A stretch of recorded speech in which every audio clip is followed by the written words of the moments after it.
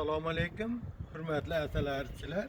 Mana bugun mart oyining 15-i, mana 9-10 kunlari anomal qattiq sovuq bo'ldi.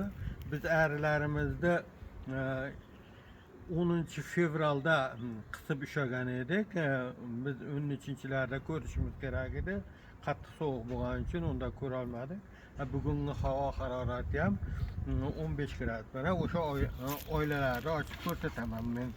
Men ham sizlar bilan birga o'shandaqa ochganim yo'q, ko'rganim yo'q. Qani nima qisib ushlaganimizni foydasini, natijasini ko'rishimiz kerak. Havo harorati pastroq bo'lgani uchun arilar ham nima qilyapti biroz. Mana yaxshi arilar. Mana ko'ringlar.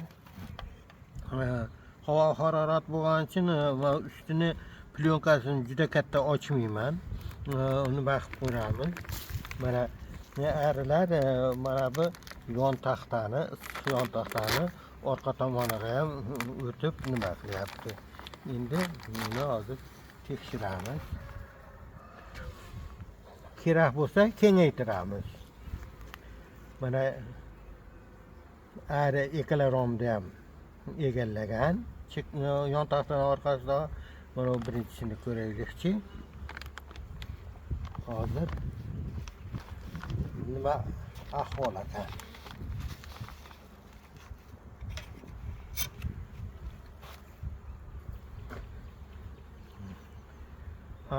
Orqasiga, yon taxtani orqasiga yazik totmabdi, lekin mana bu romga gulchanglarni qo'yib, yana suyuq nektar ham olib kelishga uringan. Endi yon taxtani orqasida qismni ko'ramiz, arilar qanchalik urib qo'yganini. Mana ko'ramiz. Hozir yon taxtani siljitib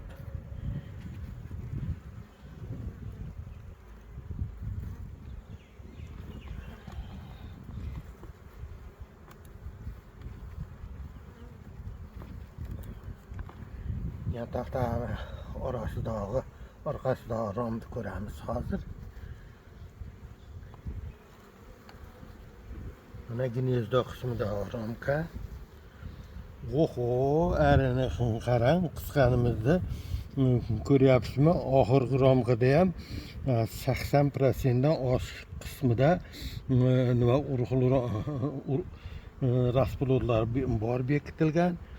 Mana bu yog'i ham nektar kelishi ham yaxshi. Endi buni nima qo'zg'atib sovuqda nima qiyotmaymiz.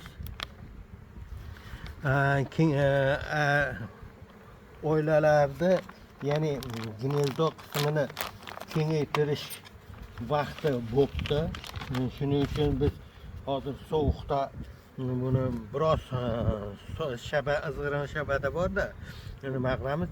Bu yoqdagi bitta romimizni o'sha gnezdo qismini yon taxtani u tomoniga olib qo'yamiz, arilar urib qo'yish uchun. Arilarga urib qo'ygani joy qolmayapti.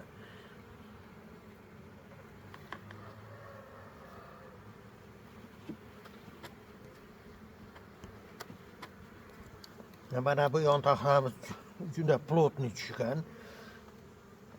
Bu plotniy tushmasa, yonidan issiq bu tomonga o'tib ketadi. Shuning uchun plotniy tushiriladi.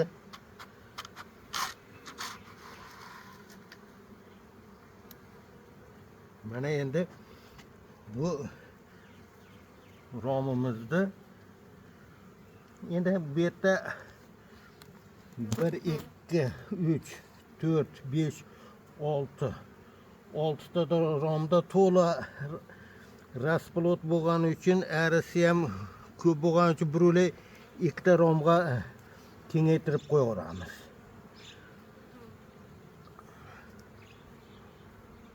Mana ikkita romga kengaytirib qo'ydik. Nimani yana yon taxtani tushirib qo'yamiz. Bu 6 ta romdan arilar chiqsa yana 8 ta romga yeterli ərlər çıxardı. Rasbollar pişib qapdı. O'shaning uchun 2 ta qo'ydik. Ərimizni shunday qilib gnezdo qismini, ya'ni ona urug' qo'yadigan qismini kengaytirdik. Yana plyonkani yaxshi bekitib, issiq chiqib ketmasligi uchun issiq eng asosiy narsa hozirgi paytda. Chunki kechalari havo harorati 6-7 gradus bo'lyapti. Buni shunday qilib bekitib, mana bu qismlarni ham yaxshi bekitib, ya'ni plyonka bilan propolis qo'yilgan keyin mana bu issiq beruvchi termotecha Pinaplexdan bu matramizni qo'yamiz. Mana